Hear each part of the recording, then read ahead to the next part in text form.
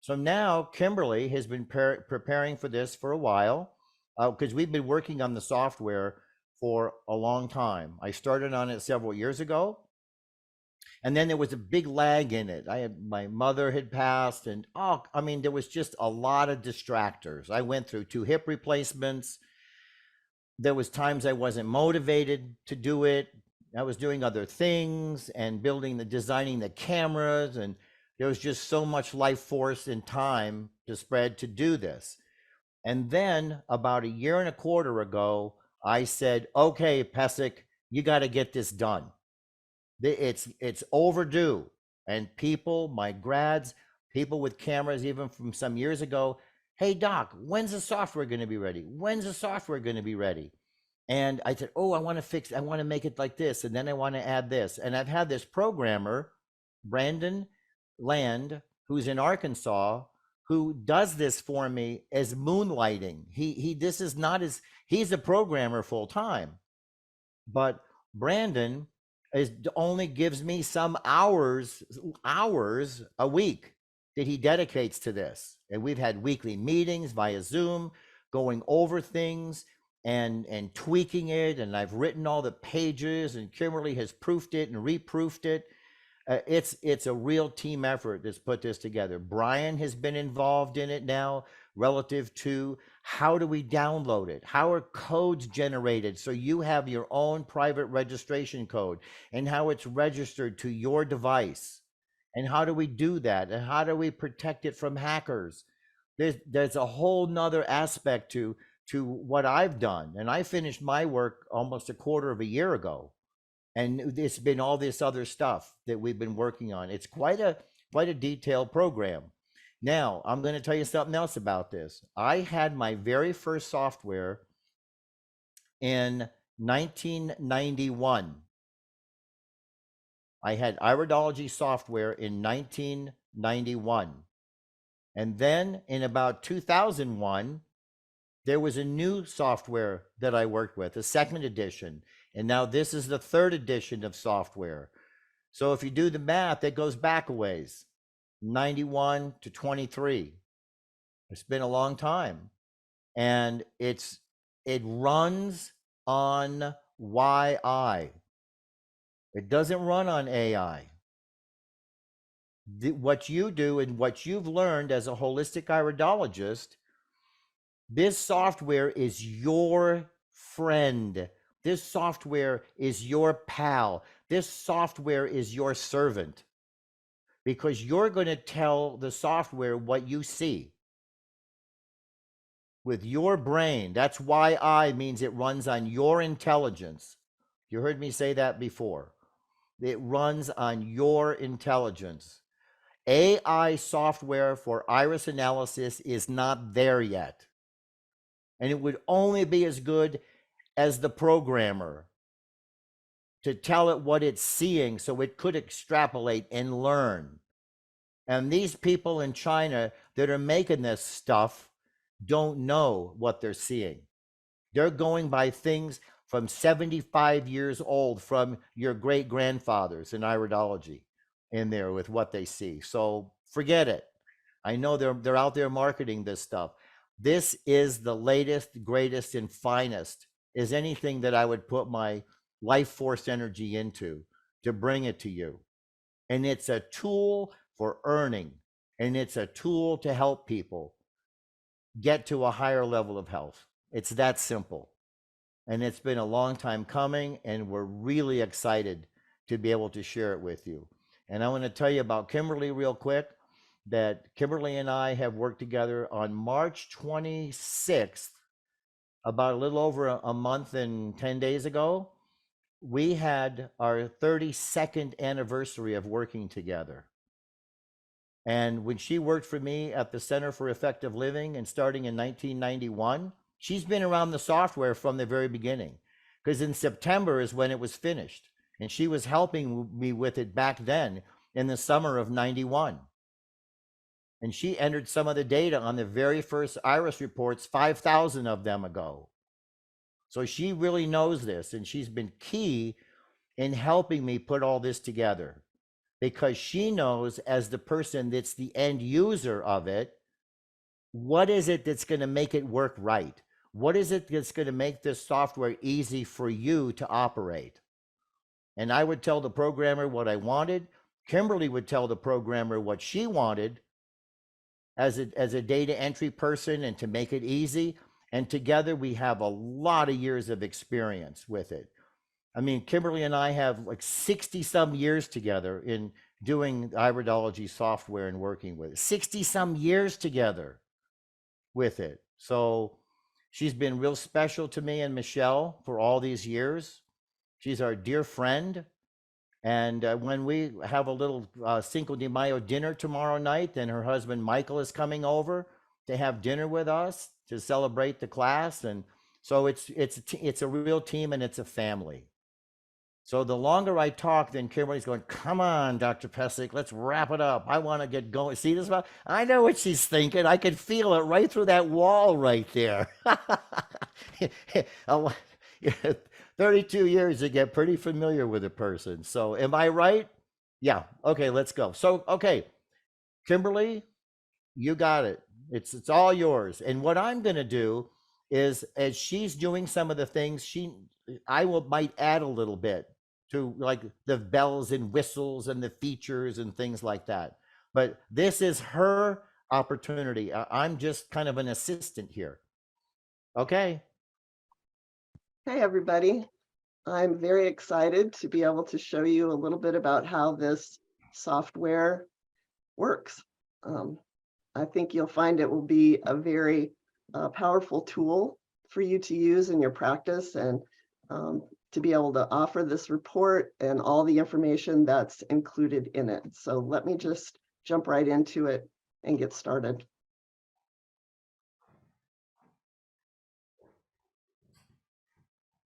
Okay, can everybody see the screen? Hopefully. So when you first open the software, this is the screen that will pop up. I would say the very first thing you should do is go here to user details. Click on that. Oops. Well, this is one of the things you probably can't see that. A little thing pops up that lets you fill in your name, address, anything that you want to. It's about 7 lines of information. The line that you will need to fill in order to be able to view a report is the username. So if you at least fill that in, you'll be good. The next thing to do is to choose an eye color. I can click on hematogenic, biliary. The eyes I'm working with are lymphatic, so that's what I will click on here. And also the person that I'm working with is male, so you just click one of those toggle buttons. And the next thing to do is to start uploading eyes. Now you'll see here that there's an opportunity to upload a left lateral lighting eye, a right eye that's lateral lighting, a left eye medial lighting, and a right eye medial lighting. This is so that you can flip back and forth between eyes and to look at the different lighting and the different eyes as you're doing your reporting. And also, I'm going to show you a little bit later on how you can save these eyes so that they can be put into the report. So just because you have them stored on your computer in a certain folder doesn't mean that they're going to be automatically incorporated in the iris report. You need to actually save them. So let's just upload an eye and get started. Go to the folder that you are storing your eyes in. Click on the left lateral lighting. And there you go. Now I'm going to go ahead and upload all 4 eyes so that they're done, and then we'll come back to this one and I'll show you how to put the overlay onto the eye. Oops. Now, this is What a am I doing? demonstration just to give you a sense of how this software works. It's not the tutorial of you using it. That will come later with a recording that she'll make that is a complete tutorial. This is only an introduction. That's the purpose of this.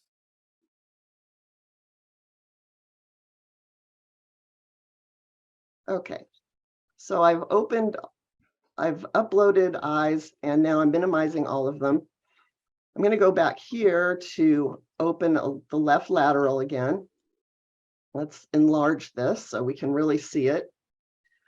And let me first of all, I'm going to just kind of systematically go through the icons that are on each side of the screen. And we'll start here. This little icon here, if I hover over it, you'll see it says define limbus ring. That's where you're going to start. You don't have to click on it. It's already activated. And you'll know that because this is visible. If it weren't activated, you wouldn't see that, that icon. So with the limbus ring, you set 4 dots. I start here at 12 o'clock. Then you come around and place one at 3, 6, and 9. And the limbus ring will automatically populate at that point. Now you Now, see, let me say this now. It's great, Kimberly. And the way this program is designed, that it calculates the arc where you place the 12 o'clock and the 3 o'clock point. The software calculates that arc. Then it will calculate another arc between 3 and 6. And then again, 6 to 9 and 9 to 12, because the iris is not round. That circle might look like it's round, but if you were to measure it, it's not round. It's based on the shape of the iris and where you set those points. So that's how it fits every iris on the planet, all 8 billion of them, because you custom place how that does it, and the software algorithms calculate the arcs and puts it on the picture. okay. Now notice over here that there are 2 icons that look a little bit like they are indicating a collarette. One of them is a polyline collarette, which is the one I'm going to do for you here in just a second.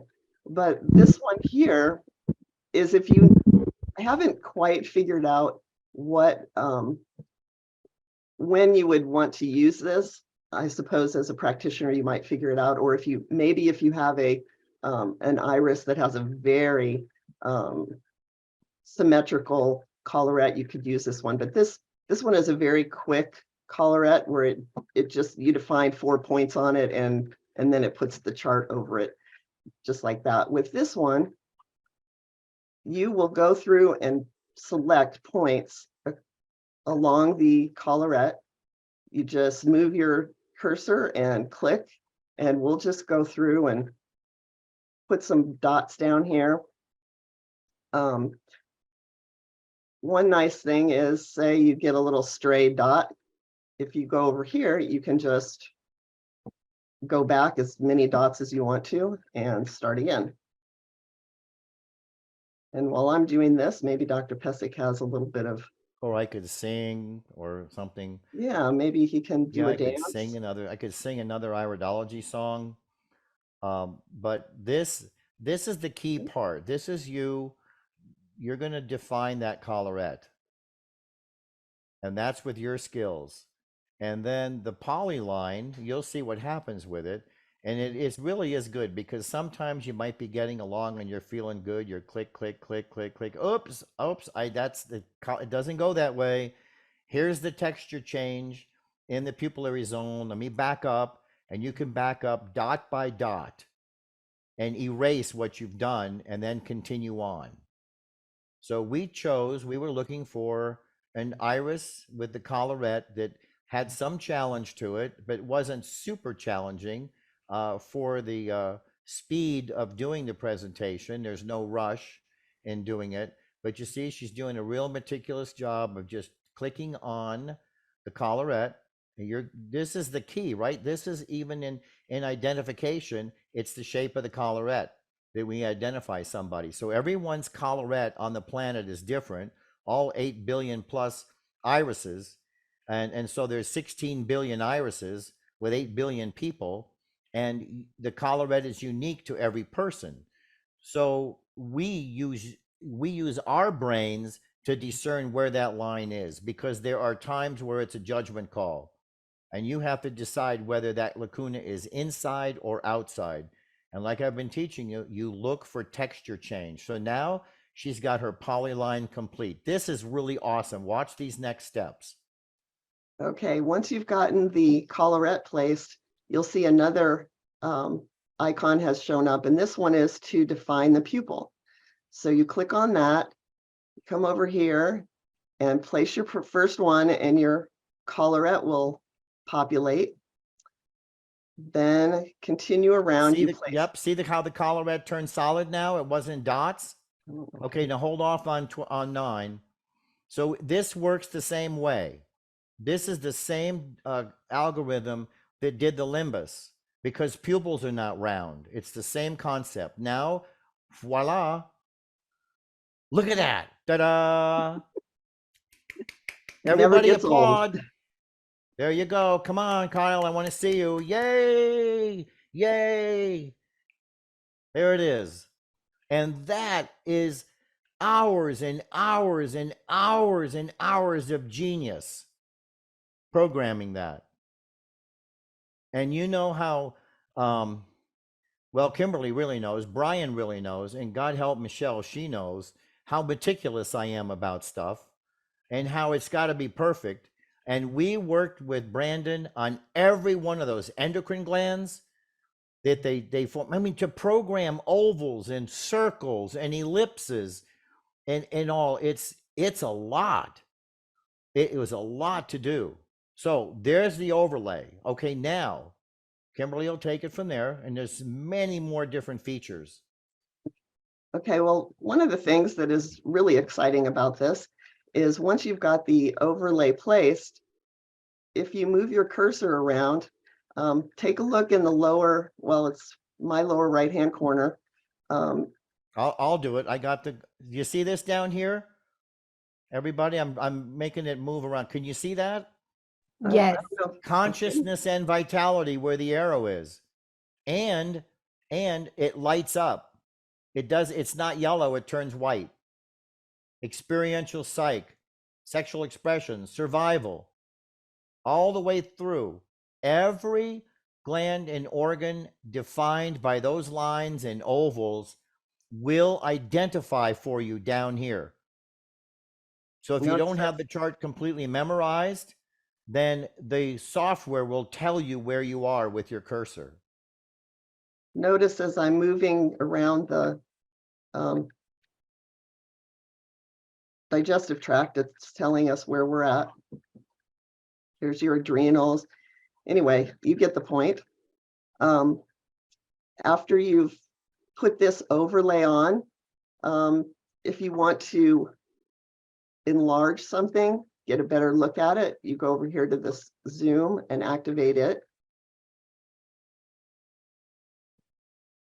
Go up and down. So the chart stays on. Yep, the chart stays on. And then it expands. And you can move it around. I highly recommend not doing this while you're putting the dots for the collarette on. If you need to enlarge to see where you're at, put it back to normal, because otherwise the chart can move a little bit. So that's just a little hint for later. I'm going to put it back to normal view. Now let's go over here to the icons on the right-hand side. Up here at the top, you can measure the percentage that the pupil takes up of the iris as a whole. So I click on that, and down here, you'll see that it's 35.798% of the pupil width and 40.039 of the height of the entire iris. You tell them why they would want to know. Well, that's going to be, that will be because when you're working with people and you want a real clinical measurement and their adrenals are getting stronger, their blood sugar is becoming more stable, their pupil should get smaller.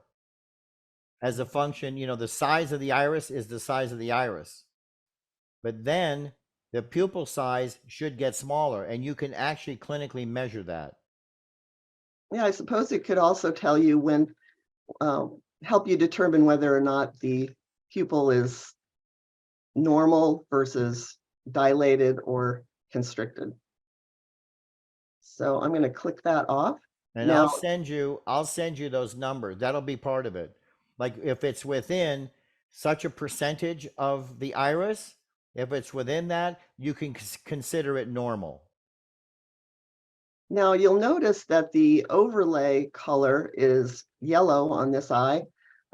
We've kind of found that yellow is a really good color to put on just about any iris. It shows up really well. But if you want to try something new, you come over to this little color palette and find one of the colors, other colors, and say, okay. Now you see that blue on blue is not really a great option. So maybe you want to try red.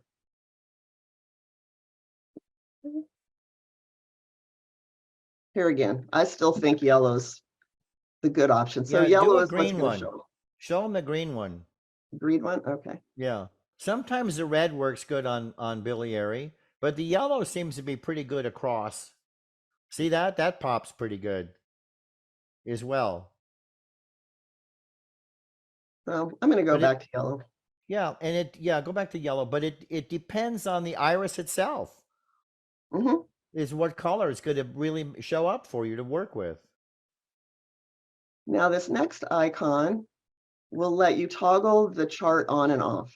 So if I click on that, Like, look, just like I was showing you yesterday with the brain chart, and I would have to go back, take the chart off, click it, go forward, put the chart on, take the chart off, because you're looking at something that might be under one of those dividing lines. Well, you can take it off, and when you go to put it back on, it's exactly in the same spot. now one of the things that you'll need to do in order to have the irises show up in the report itself is you need to save it. And you can either save it with the chart on or save it with the chart off. We prefer personally to send them iris images that don't have a chart on them. So I'm going to keep the chart off for right now, but go to this icon here on the right that says Save Chart. Technically, that's just really just saving whatever iris image you have showing. So if I click on that, I can go, it'll go right back to the folder that I took the eye pictures out of. I'm going to actually name this.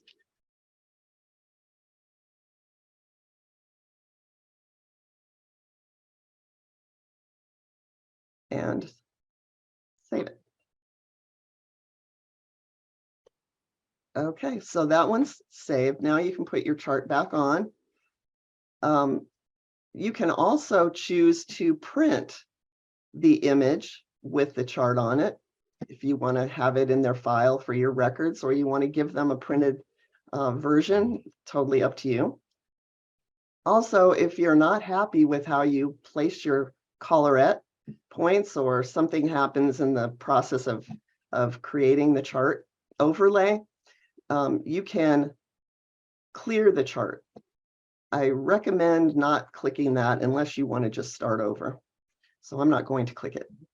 And then now that we have the overlay placed, we can actually start doing the reporting. And you do that by clicking on this icon here. I got to move something out of my way here.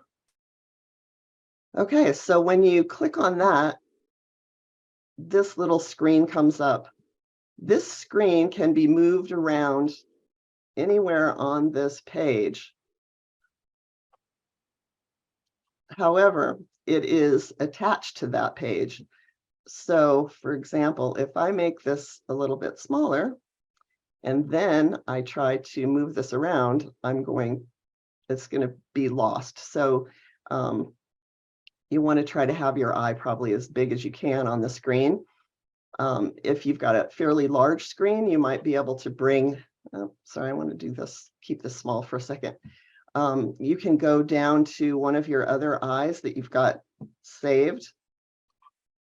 And so I'll bring up a right one, and then you can resize things so that you've got them right next to each other to be able to go back and forth between the left and the right iris. I like that idea because then when you're looking at, or you can put up, lateral and medial, so you can go back and forth and look with the lighting. You can do that too.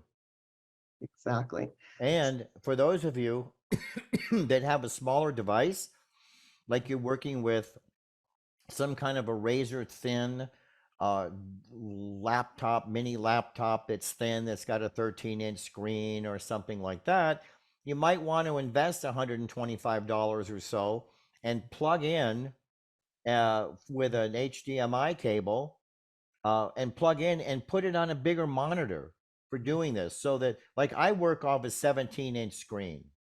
And when I'm taking iris pictures, I work off of a 21-inch screen. So depending on your device, but I recommend that you make the iris bigger for you. Get it as big as you can to do it so you really see the detail. It's worth the $125, $150 to get a quality monitor to extend and increase the size of what you're working with.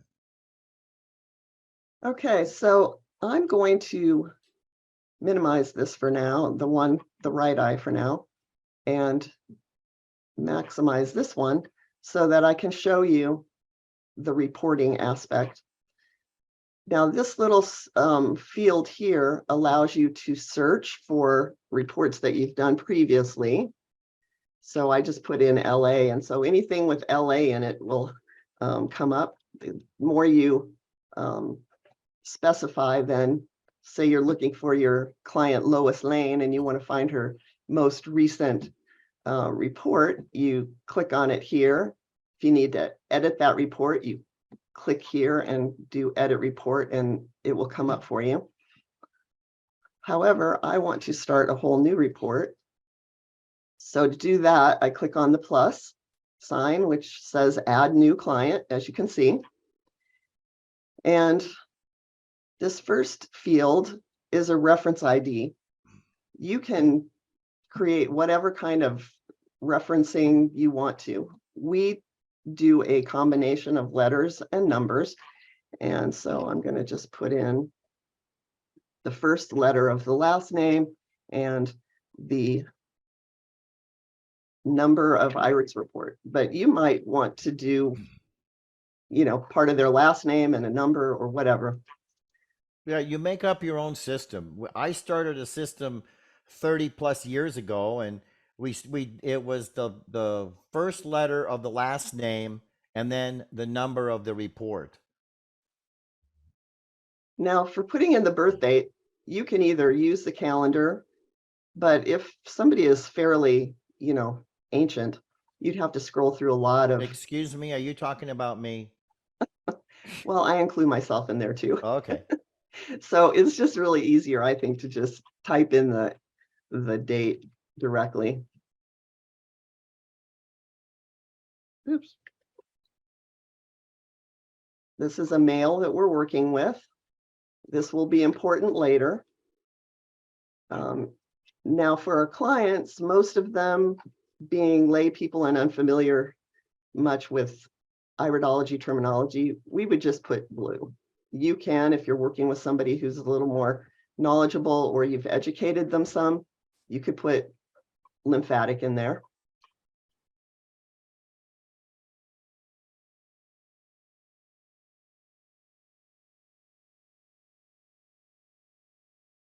Okay.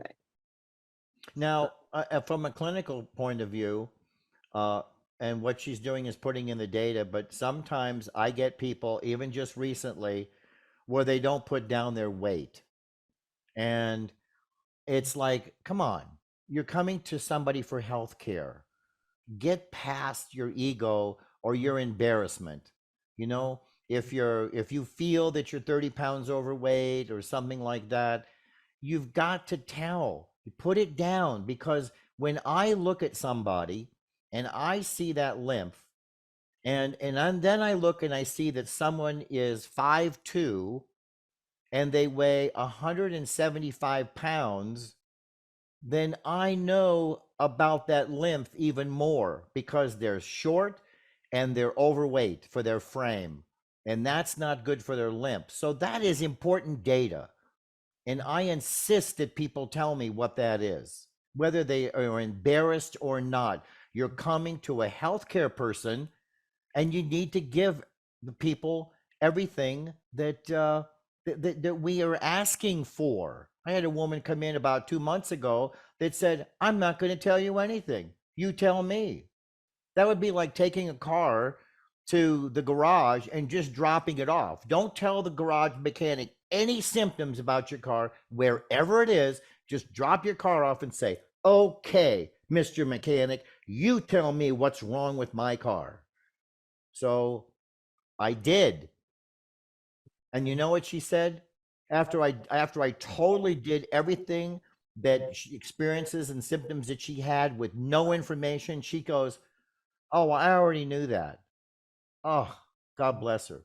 So you can lead the horse, at least she came. But what I'm telling you is get the data and look at it. All right. Oh, there's more about data gathering, and I'll bring that up when we get to that section. Okay, Okay. so what's going on here? Hang on, something's shown up on my screen that I need to get rid of. Okay, now the report number field, I think, is pretty obvious. If the person is there for the first time and the first report you've done on them, then put a 1, and then, so on for further follow-up visits and reports. Photo date, let's make one up here.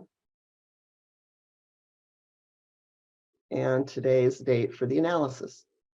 Now, if you need to go back for some reason, you can click here. I'm not going to do that. And then once you've got this information entered, then click here and it will post the new client and then allow you to start actually doing the data entry for the analysis. And this is what that screen looks like. Now, this is how it will start, with constitution, elimination and detox, and conditions and accumulations as the first row. So that's generally where we start. I'm just going to start plugging in some numbers, but let me show you first how this works.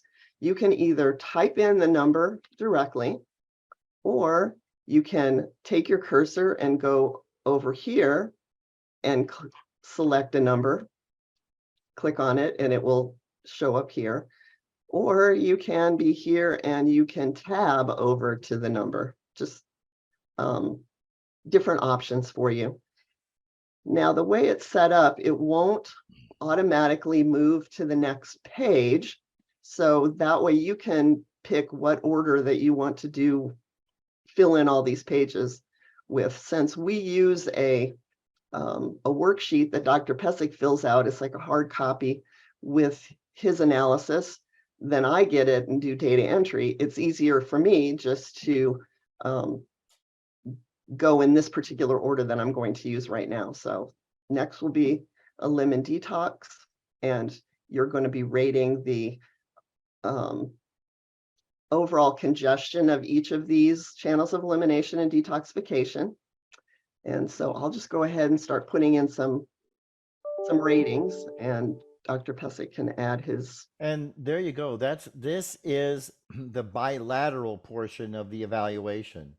And on those 4 pages that you have to practice with, that's how it is. Page 1 is the bilateral interpretation or analysis of the left and right eye. So it's laid out just like you're learning it. And also you'll notice that the LMH obviously stands for low, medium, high. And whatever you see to the right of the field, these are the allowable data that can be put into this field. So if I tried to put, for example, a 2, did you hear that little sound? It beeps when you've put in an inaccurate, not inaccurate in terms of, you know, if you put a 7 instead of a 6, it's not gonna tell you that. But if you put in some type of data that isn't allowed in that field, it will beep for you, so you can catch the mistake a lot sooner. Yeah, like Okay, if you tried to type in an O or something, or a P, if you hit the wrong stroke on the keyboard, it'll tell you that, because it will only allow L, M, and H in this, on this page. so I originally wanted Brandon to make it so it would just move from page to page automatically. But then I realized that I like to check my work as I go and make sure that I haven't put, you know, made any typos or anything. So at the end of each page, it'll pause and you can come up here and click on the next one. So I go from there to conditions and accumulations, and I'm just going to start putting in some numbers.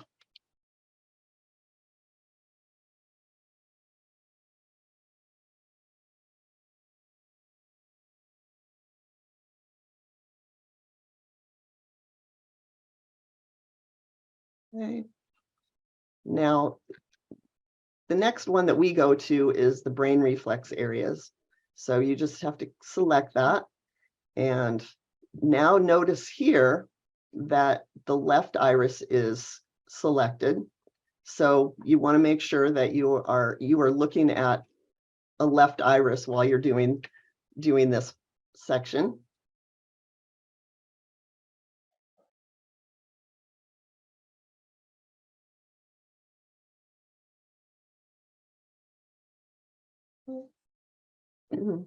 Next, organs. Now I filled out a worksheet ahead of time so I could just fly through these numbers and not have to think about trying to come up with something. So I'm just going to keep moving along with all that. Now here, since we're working with a male, you will fill in a number for penis, obviously. But when you get down to uterus and vagina, you will put a 0 because this person, being female, being male, will not have those two things. And that's something also to think of. If you look across here, you'll see that X is an option. And an X is if that person had if it's unreadable for some reason. If, for example, say they blinked real bad, now you wouldn't want to use an iris image where there was this part of the eye was not visible, but say they had some sort of trauma in their iris and some section is obliterated for whatever reason, surgery or something like that. Right, like a surgery, like a laser puncture in the brain area, where it usually goes relative to glaucoma and intraocular pressure. You might come across those. I've had somebody that had a car door open into their eye in the edge of the door, the full frame, and it damaged part of the iris in the lung area. Well, you can't read it. It's not there. It's damaged. So there's an X. On the other hand, if they've had something removed through surgery, like for example, a kidney, you would press 0 there, and we'll just leave that blank. This young guy has all of his body parts. So, but we'll just put the 0 in there too, for demonstration purposes. Next, we move on to the glands.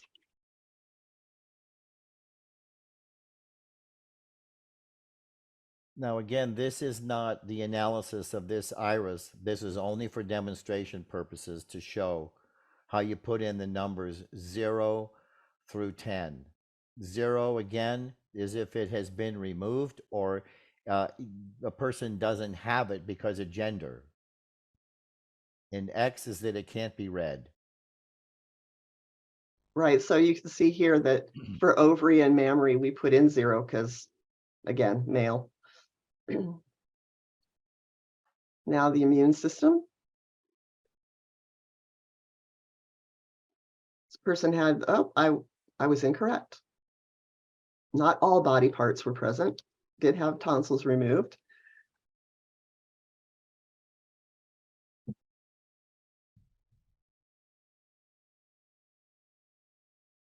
Now notice that the allowable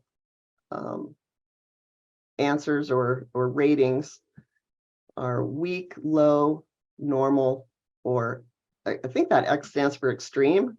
Is that true? Yes. Okay. Now, relative to surgical procedures where you're going to put a 0, we always ask everybody that they'll say, I said, I need to know what parts, do you have all your parts? Well, what do you mean? I said, do you have your appendix, tonsils, adenoids? Do you have your ovaries? Do you have your gallbladder? That kind of thing. Well, why can't you tell me? That's in, if it's in iridology, you tell me. And I say no, because was it done under anesthesia? Yes, of course. I said, well, then under anesthesia, it doesn't record. Traumas can record in the iris, but not when anesthesia, in a sense, means near death and putting the body so far down to remove parts. So I said, it doesn't record in your eye. I can see if you had a genetic weakness in the tonsils or in the appendix or the gallbladder. We can see if there is something like that, but I need you to tell me. Now, a lot of times when there's a situation where a woman says she's had a hysterectomy, okay, and then I'll say, well, was it a total hysterectomy? What do you mean? I said, did they leave the ovaries or did they take the ovaries? I'm not sure. I'm thinking, wow, it's your body. Or yes, they left one ovary for hormone purposes. I said, okay, did they leave the left ovary or the right ovary? I'm not sure. I said, well, it is your body. Now, then I do this with them. I see, you tell me. Now I'm going to ask you quickly.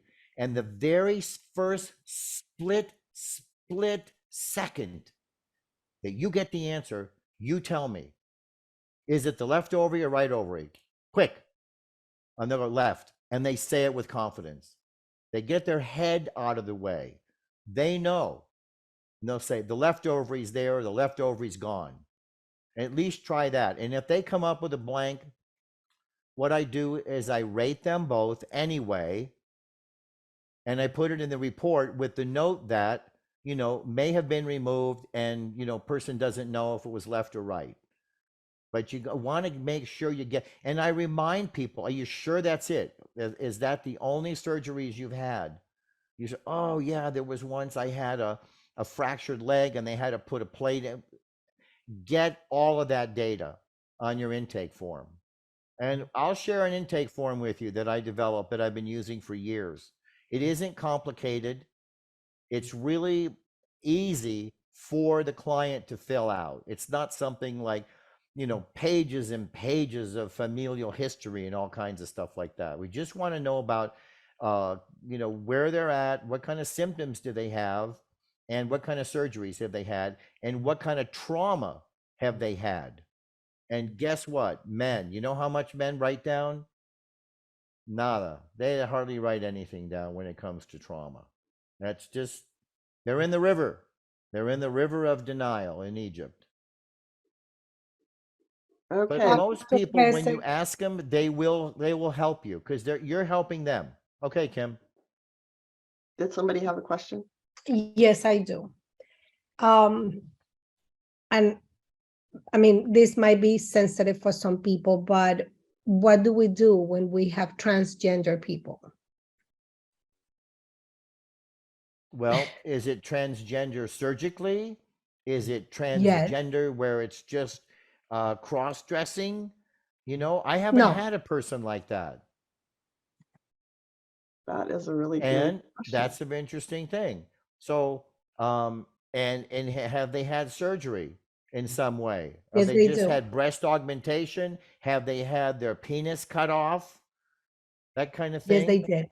Okay, well, So that's the they issue. okay, well, If look, they let's just have, say that they want to be evaluated as a woman because that's their what they want to do. Okay, all right. So now okay, we're not going to evaluate uterus and ovaries because they never had them. And if it's penis, you can put a 0 because it's been removed, just like an appendix. Okay, it's that simple. Okay, Kind of going along those same lines really quick before Kim continues. I had a client ask me if the eye ever recorded the strength or weakness of that area post surgery. I mean, like you said, the surgery does not get recorded because of the anesthesia, but I don't know if the eyes eventually kind of correct to show that strength or weakness in that same area. I believe to the level of technology that we have, that's a blueprint. That's a blueprint. And it doesn't visibly change throughout a person's life. The blueprint part, right? The conditions and accumulations, that's why those are separate sections because those things change. Even like those tophi in this sample, if they continue to believe that they are not good enough, not smart enough, don't have enough, and those clouds, those tophi clouds will begin to connect together. And I'm seeing that here from segmented tophi, those clouds are connecting. Okay, those things change, but the trabecular structure, no, not with today's knowledge in the first quarter of the 21st century.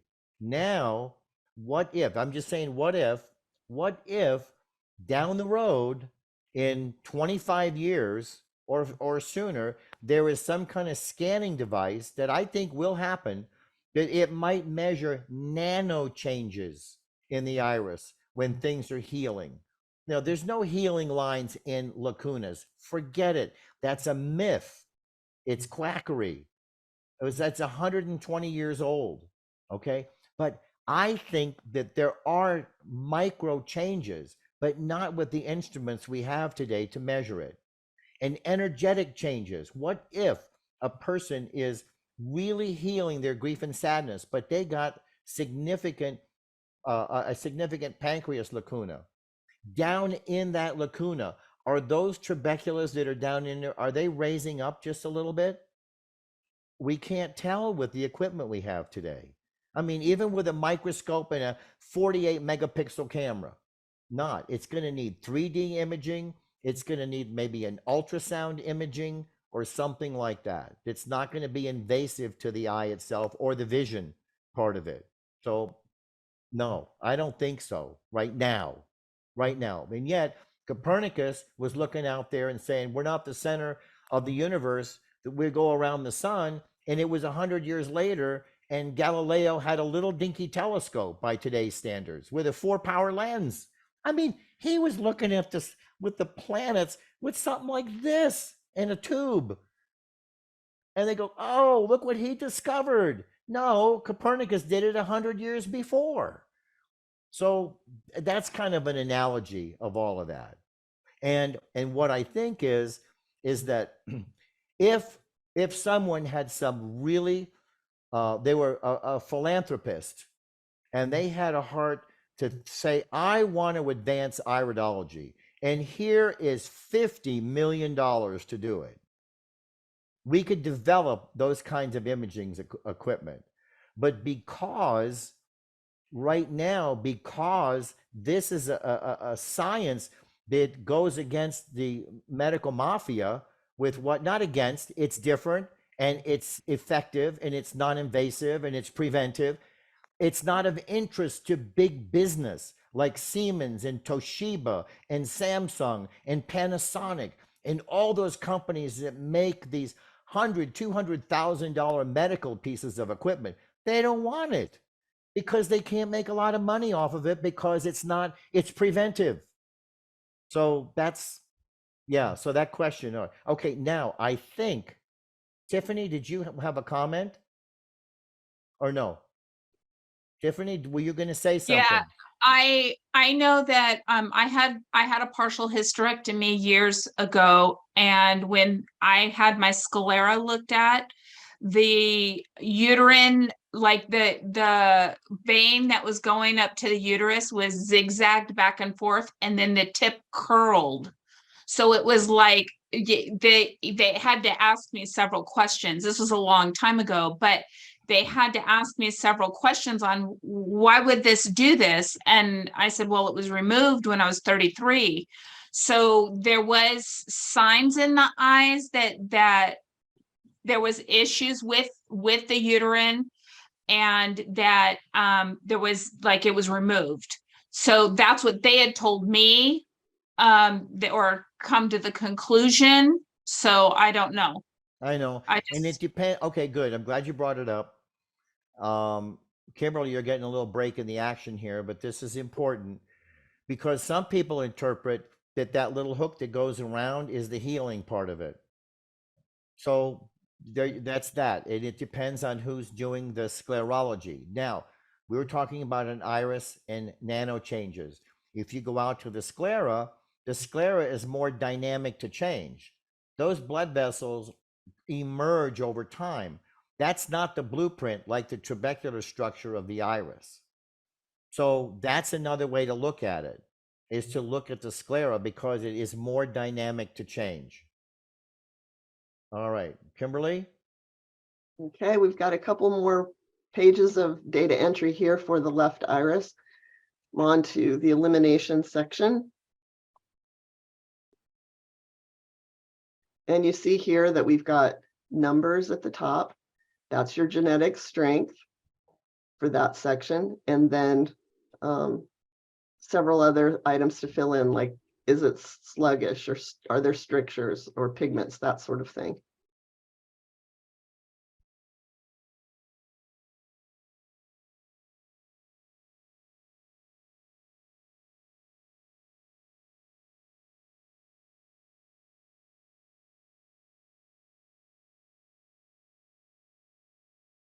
Ending colon. See, and that's 0 through 10, or an X. Now, if a person has had a part of their colon removed, it would be a 0.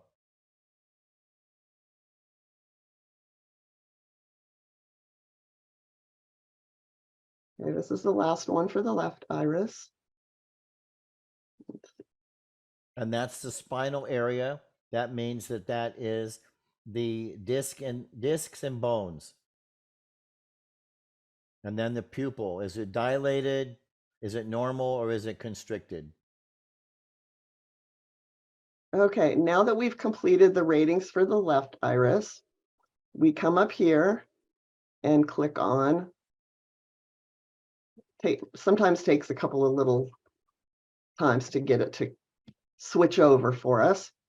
Now I'm going to go back to the order in which we normally do things. Now we won't go back to constitution, elimination, and detox, or conditions and accumulations, because that is with both irises together. But for the right iris, we'll start here with the brain reflex areas. And let me see what we came up with for this person here.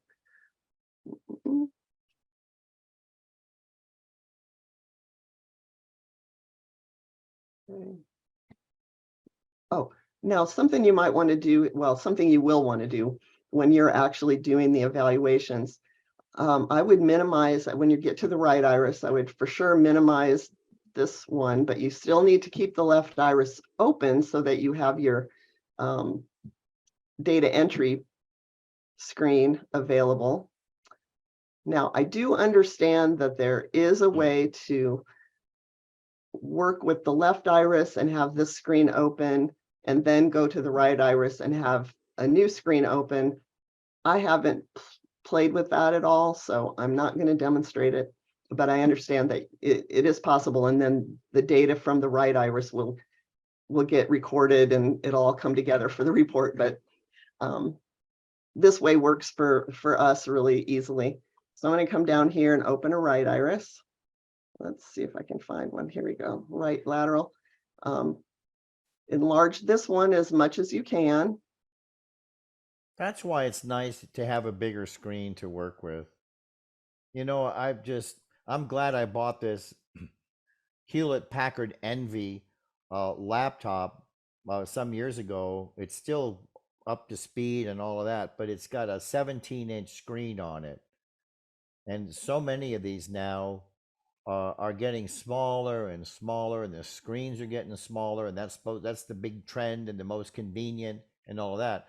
But for doing clinical work, you know, you don't need to go find a big laptop. Just go find a nice size monitor and hook it up and send the images and all this data and all, and do it on a bigger screen. Okay, what I'm going to do here is I'm going to show you the collarette that's just the concentric one really quickly. Yeah, just a round circle. I mean, that's a pretty decent collarette, fairly round.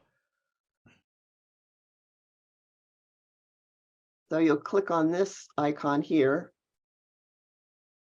and kind of pick something sort of in the,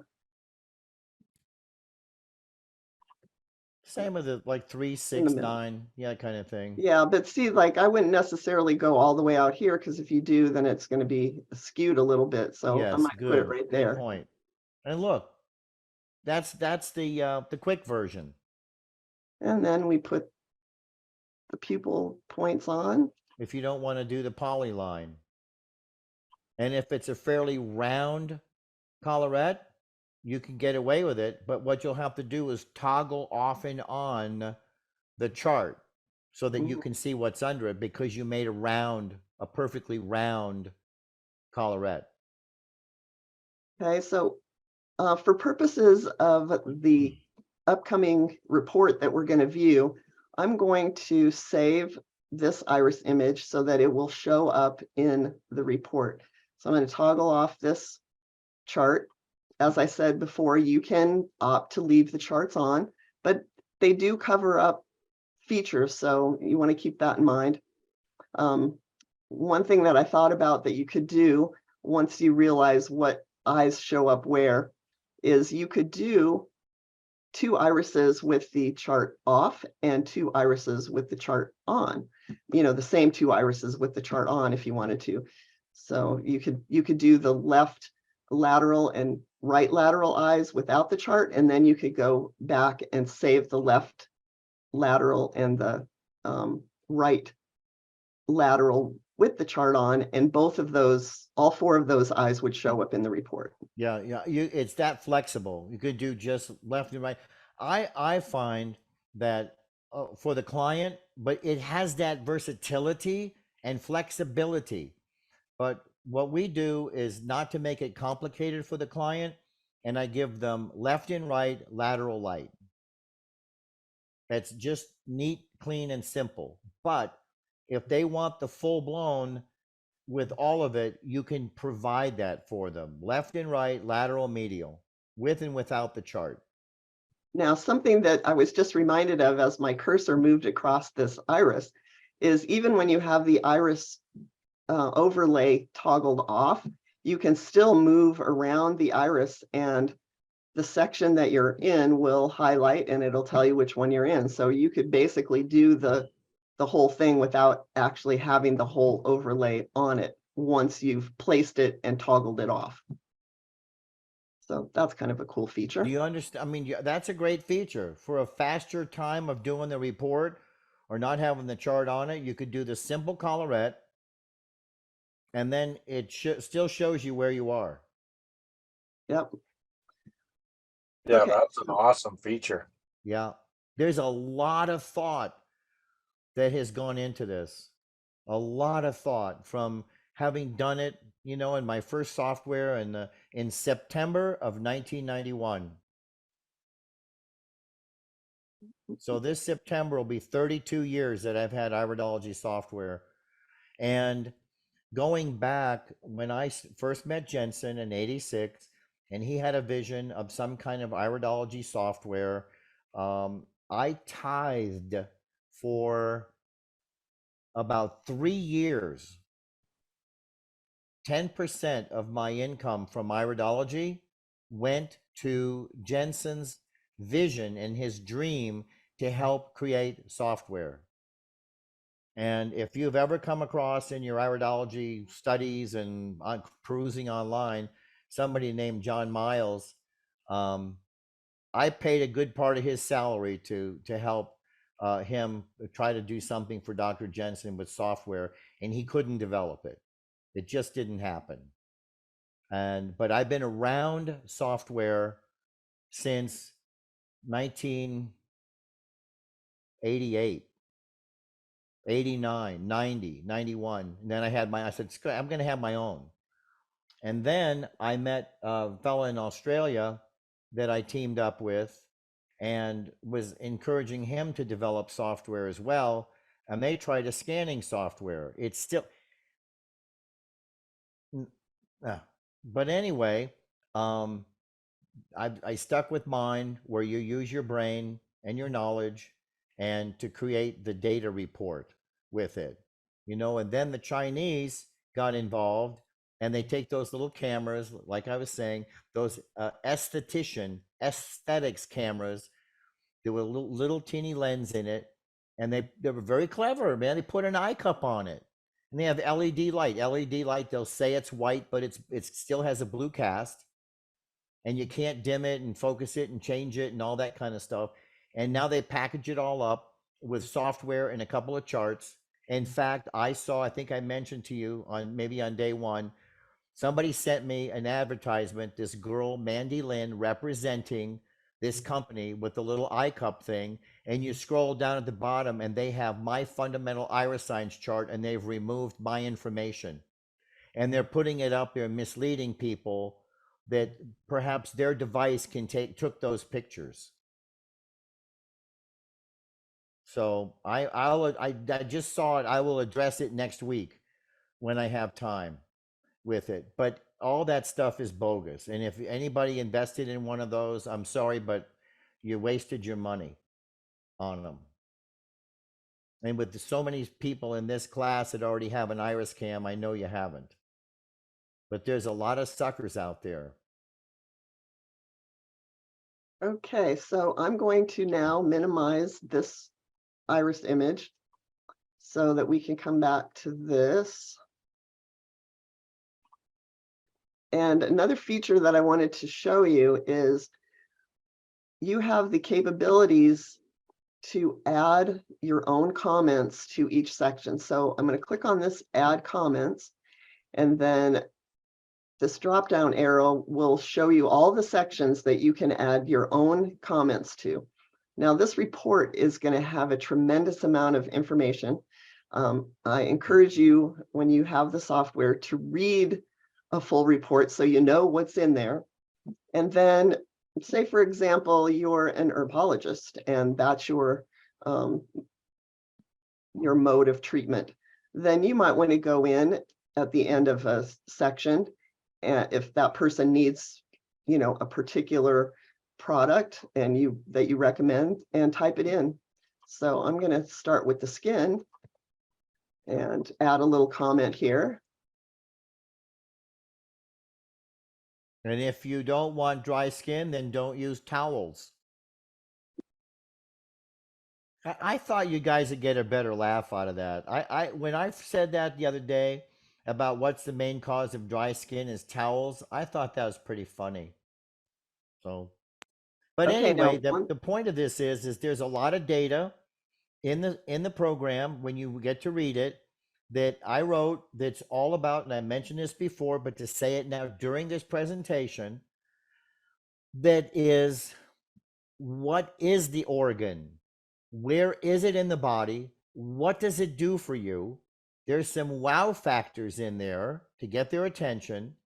And then there are nutritional, there's foods, there's vitamins, minerals, and supplements, there's herbs, and there's activities to do for that.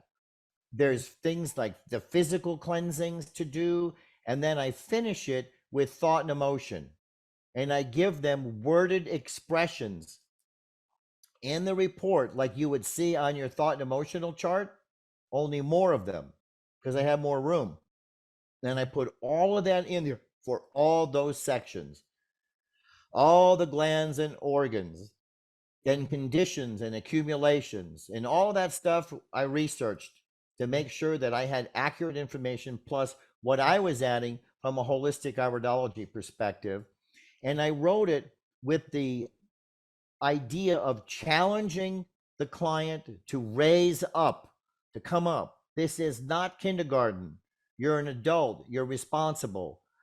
Here's information for you as an adult, but not to overwhelm them with clinical and anatomical kinds of terms and expressions and words and things like they go, what does that mean?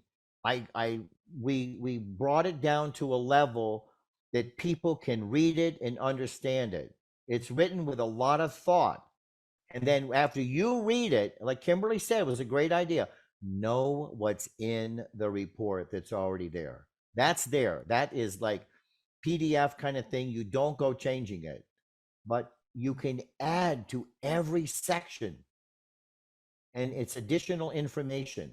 And you put in there or don't put in whatever you want with whatever you do, whatever kinds of therapies or systems or treatments that you do, you add that in and it will show up and populate in that section, whether it's kidneys, whether it's immune system, whether it's contraction furrows, you can put your own information in there. So you personalize it, or you don't have to. Okay. Now, one thing that I learned the hard way is that if you type in a recommendation, but you don't go down here and add it, it will not show up and it won't be there when you come back the next time to look for it. So you want to make sure you add it, and then you can move on to the next section that you might want to add some information to. I'm not going to go through the process of adding any more comments. No, that This was one will enough. show up in the report, so you'll see what it will look like. So let's move on to viewing a report. Now, as long as I have filled in everything and there's nothing missing, fingers crossed, it should show up. Ta-da! Okay, it's not showing quite the way I would like it to, I don't think, but I'm going to give, how is that laying out on the I don't screen? know how it's just like it's bigger than the. Can you pull your arrows out on the sides? Increase the screen and what you're Actually, showing. here. How's that? There you go. Okay, it's still not showing everything that I'm seeing on my screen, but it is showing you the report, so we can scroll through it a little bit. Well, yeah, go ahead. I'm Now looking you to put see if- your name. We'll set it up where you put your name in there. See, analysis performed by, and then it says, there you go. So yes, so if you didn't put in a username, then it wouldn't say who it was performed by. So that's why that's important. You put your name in there however you want it. Right.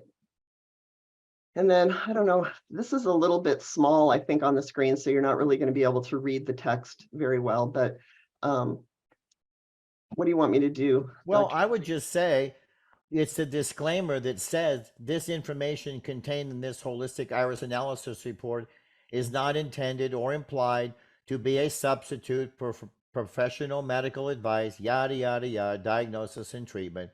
You know the drill. I do not offer medical advice, medical diagnosis, medical course of treatment, or any other medical da da da da da da.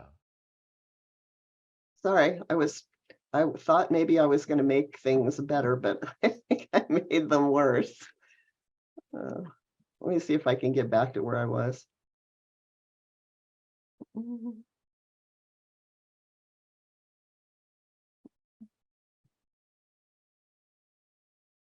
you see that? It's very tiny, but yes. Did it get bigger? Well, yeah, but it's still pretty tiny. but that's okay. They get the idea. I'll talk about it. Just go on and click. It looks like there's an adjuster down at the bottom right there. Yeah, Yeah, it's not doing anything in the screen share. it did here. mode, so, Did it get bigger for you? Yeah, yeah. did Oh it? yeah. Okay. The very first time it was okay for me, bigger. Oh, Yeah, no, I that know. time did. No, okay. All But that's right, good. so we have the article in here. You know, you think when you use it, like it's a Word document, and you produce this thing, and it's really easy. And my graphics guy put in the screened back eye chart and the pictures and logos and all that stuff. It's easy, but this had to be programmed in, and it was a task, but it's in there. So you ask your clients, when you get your report, read this. The more you educate them, the better off they're going to be good, compliant people for you. So the article is in there. It's the obviously the most updated one. So go ahead and click through it.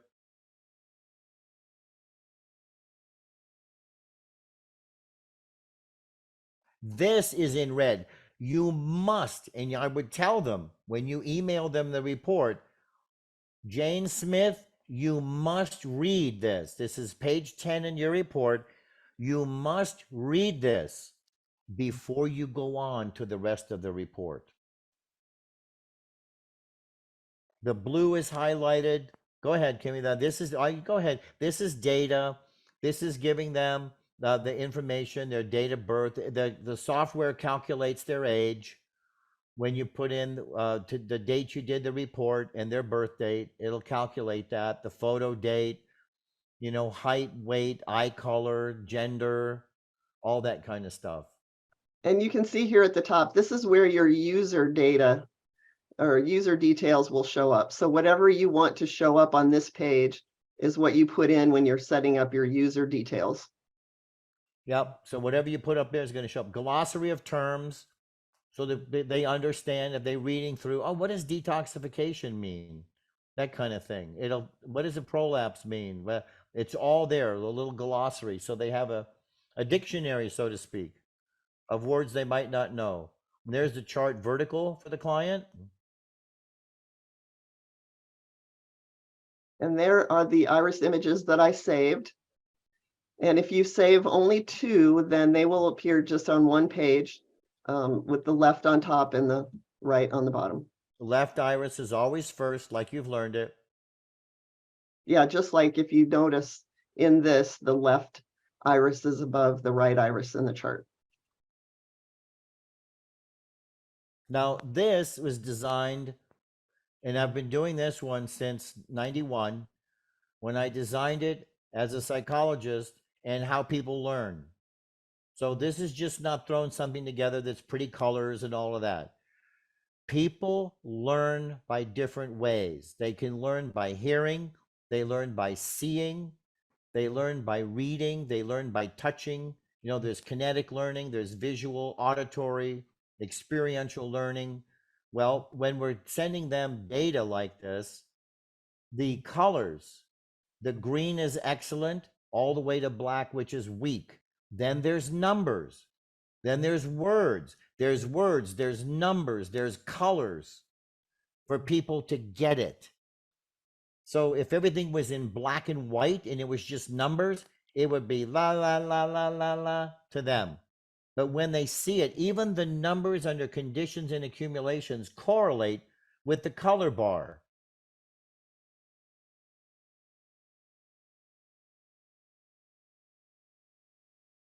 See how all that populates from your intelligence. And see here where we put a 0 because the tonsils had been removed. They'll see a 0 in the report.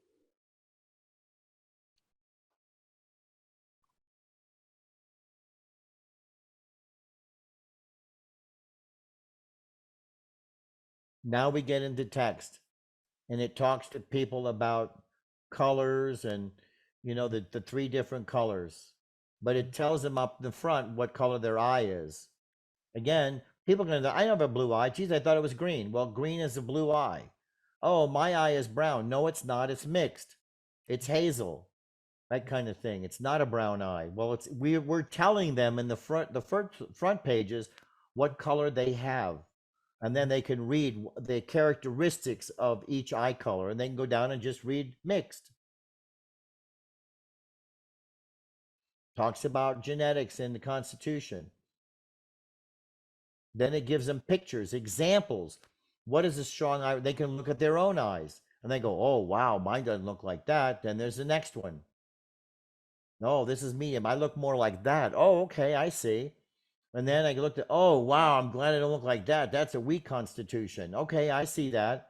Educating the client instead of just giving them, oh, you have a weak, you have a strong. Then we start with the colon, channels of a limb, and detox.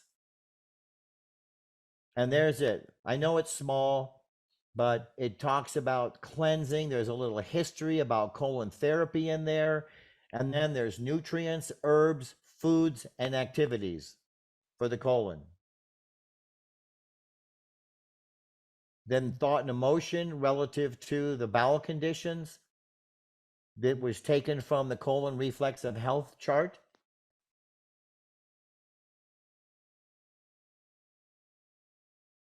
Kidneys, it just keep going. Kidneys, the same thing.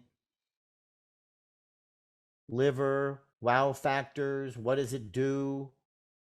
Then underneath that, you can just go see any space right there underneath is where if you want more additional information, the report will know that you did that under that section and it will put it right there.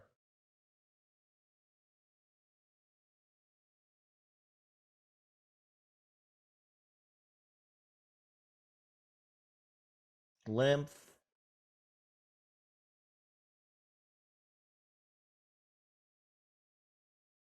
See, So there it as you- is. See yeah, how you'll that recall- populated in there? There it is. Love your skin. Do dry skin brushing 10 minutes daily before shower.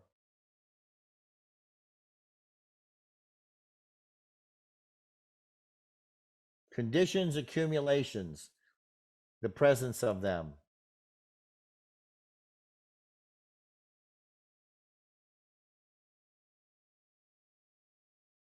Then we go into the brain area. We even gave them the nutrients, like the slide I showed you yesterday. How much does a brain weigh? What does it consume? Oh. Mhm. Then the real details, the meat of the brain area interpretations. Pretty colors, the graphics that you've seen in the slides.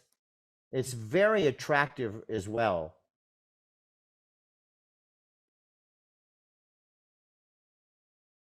Remember in the front, it talks about hypo, hyper. What does all that mean? On a thought and emotional level for them. Then into the heart. Even talking about the Greeks and then in the Greek culture and all the different kinds of love, talks about cardionatrin, nutrients, herbs, activities. Now the endocrine glands.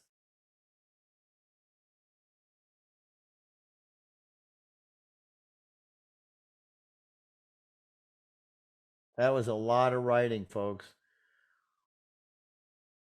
A lot of writing to get it concise and to be consistent with the kind of information that's there and to be in the same flow of how it presents from one section to the next. It's not all over the place. There's a real consistency to how it's been written. Oh, one thing I'll point out, you notice that we were working with a male, and so testes showed up instead of ovaries, which is good.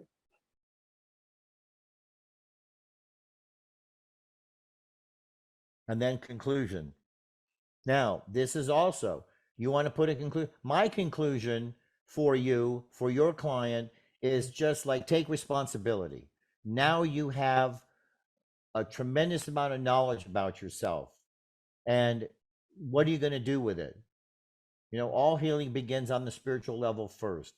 You know, research has shown that, you know, we can, with the knowledge, when we have more knowledge about ourselves, we're more successful with making changes, following the guidelines and recommendations, that kind of thing. And then you can put more in here if you want, whatever kind of conclusions you want to have. So there's But a just lot of that conclusion stuff, because this is kind of like the psychological part of it. And I would think that under additional comments that you want to add, that's where you can put that in that would be better in the report under each section. okay, so there's just a couple more steps that I want to tell you about. You have the option to save the file, which I will create. And it will go back to this folder where you are storing your iris images. Now, it's going to save as an XPS file. And if you've got a Windows computer, that is a program that is either, well, it's already loaded into your computer. You may have to activate it. If you've got an older Windows version, it will automatically be available to you. But I had to take the steps to actually activate it within the computer. So let's do this.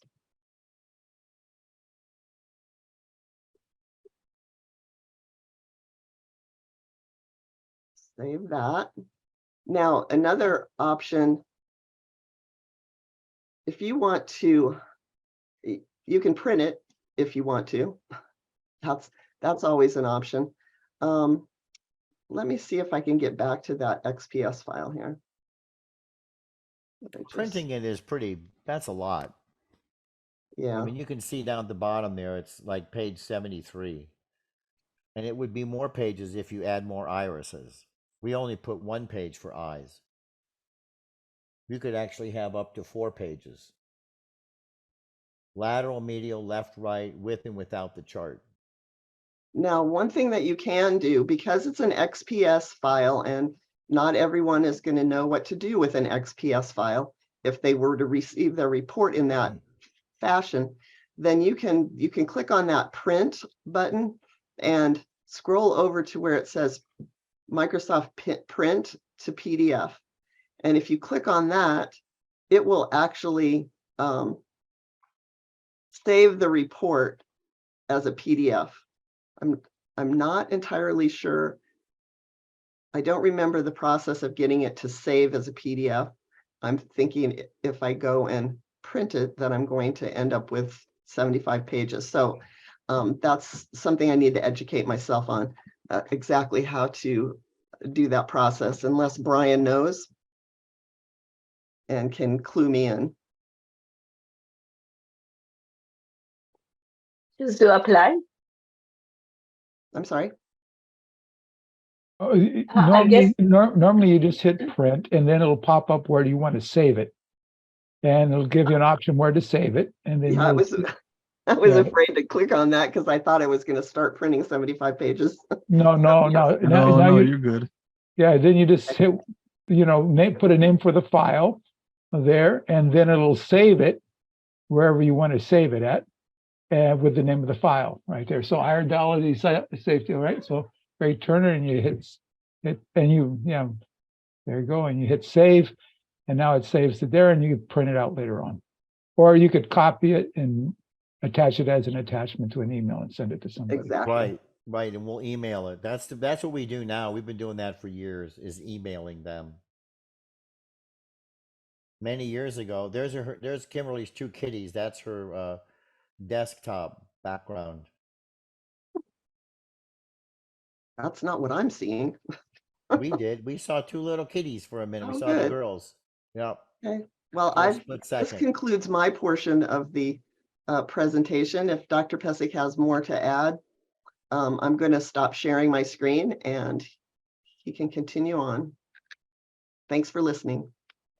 Yeah, thank you, Kimberly. Good Thank job. you, Kimberly. Thank you. Good job. Yay! Wonderful. Thanks. Good job. Good job. That represents Kimberly's worked with it for a long time. Like I said, she's been with me from the very beginning of the software when we created our first one that we launched in September of 91. And I presented it at the National Health Federation annual convention in Pasadena, California. So the does anyone have a Mac computer that you're working on a Mac? Okay. Okay, there's three of you that I can see. Okay. Or four. Four. It will run on a Mac, which is a interesting thing, a little workaround. Brian and Brandon have been working on that, and they've kind of cracked the code, so to speak. And we can tell you how it works, but it can be done. There's something called parallels and things like that, and we actually rented. We have them here right now. They came on Monday. We rented 2 Mac computers, and we rented one that is from 2019 and forward, and then 2018 and backwards, because they run on different operating systems, and we've got it to run on both. We personally have a PC. This was built in PC because that's the predominant of what people use is PC.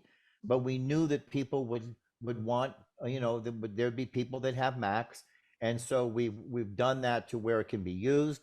And also another way to do it, if you don't get the parallels and a PC kind of way to run the PC part of it on a Mac, is that if you invested in a small little Dell computer that's PC, you can run it that way, and you don't have to mess around with these other workarounds. And you just put a little small one for a couple $100 that's got RAM and the whole thing, and you just attach a bigger monitor to it, and you have an independent system. And I think that's probably a better way to go. But we made it work. But as making it work, we're thinking, what's going to be most convenient for you? And it would be invest in something for $299 and buy a monitor for $125 and just run it that way. Does it work on Linux at all? I don't know. Is that a totally different operating system? Yeah, it is. Yeah. No, I don't think so, Danny. Mm-mm.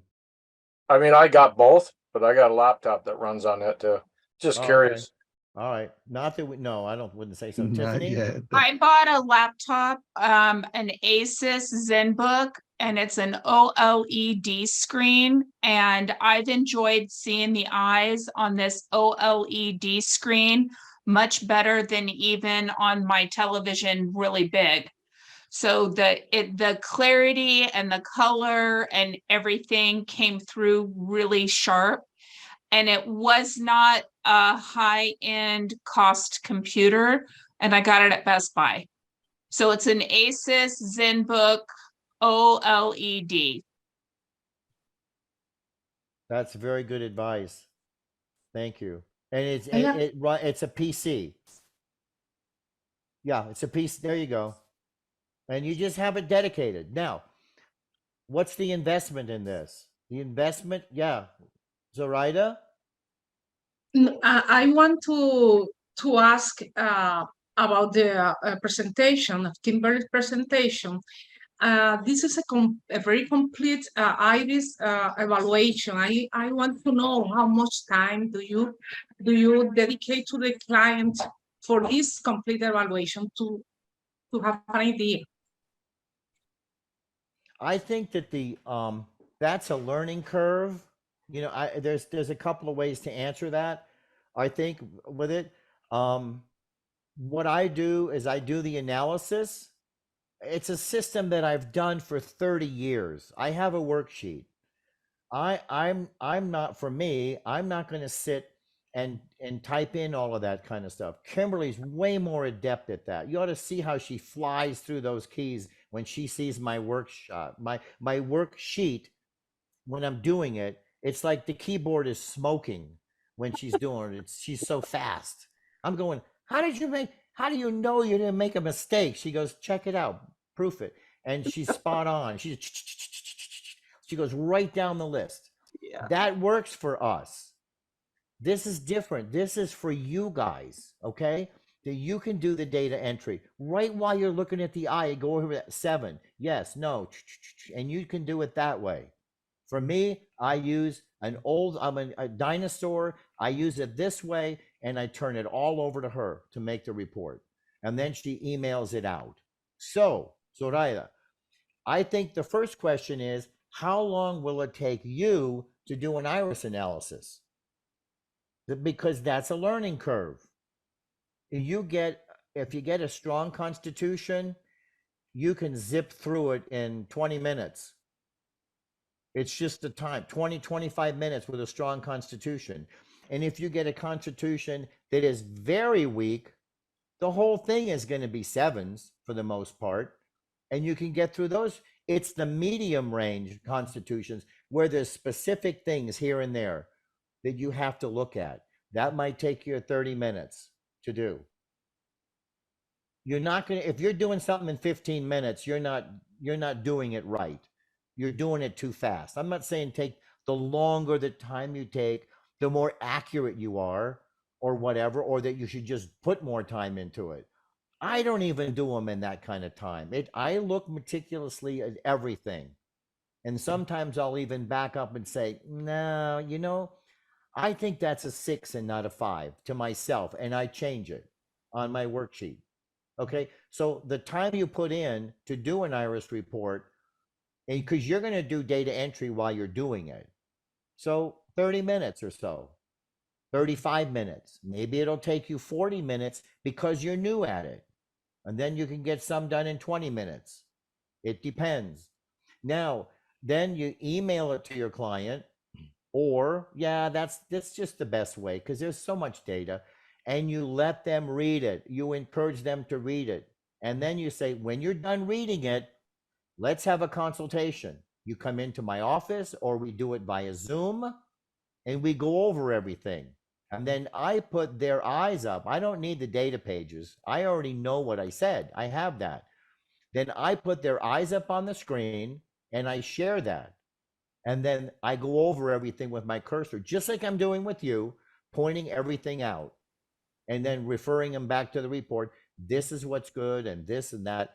And then do you have any questions with it? And you go over the thought and emotional things. And maybe there's a little bit of counseling in the brain area. Maybe there's some counseling with the kidneys and forgiveness. Maybe there's a little bit of emotional stuff that you can talk to about them beyond the report and make it come alive than just words, and talk to them about their liver and thyroid, parathyroid with emotion. It's how you choose to do the interpretation. Now, for me, the report is $325 to do the report. And then if they want, and it's a gift, it is a gift. There are many times people have told me that I saved their lives. I said, how much is that worth? How much is that worth? People, oh, that's a lot of money. Not when it really lab work, routine lab work for $300 or $400, and you don't know anything, but you got some numbers and some norms for blood work. This is a gift at $325. Then I have an office consultation, and that is whatever fee you want to set per hour. And I give them 60 minutes. When it was the psychotherapy days, it was a 50-minute hour because I needed 10 minutes to change for the next client. So you decide how much you want to charge. For me right now, it's $125. And that's a gift. I haven't raised my price per hour in 20 years. And what I do, I feel is well worth way more than that. For all the years of experience that I have in all of this. $125 an hour is an absolute gift. Whatever you feel, if you want to do 75, 95, whatever. And that's on top of the fee for the report. Now the report is complete. 73 pages the way it sits, depending on how many iris pictures you put in there. It is a lot of information. And somebody might say, thank you very much. I have a lot to go on right now. I will call you if I have questions.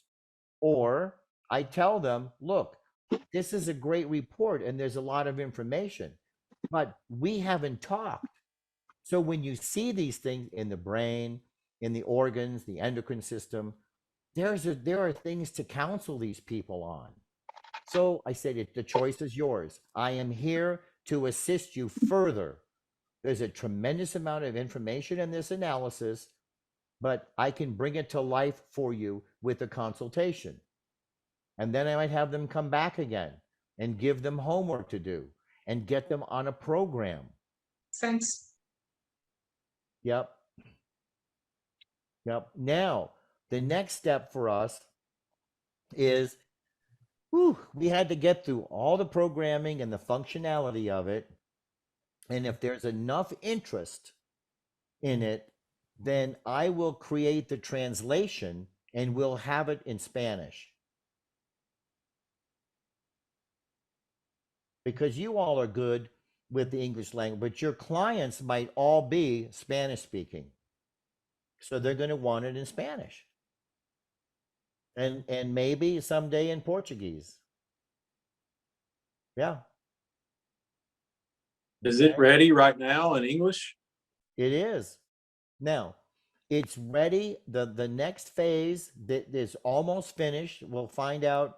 Brian's been working with Brandon even these evenings with things that the final stages is how do you download it, tweaking that. We already got the system so that you can download it and get a registration number and register your device in the system.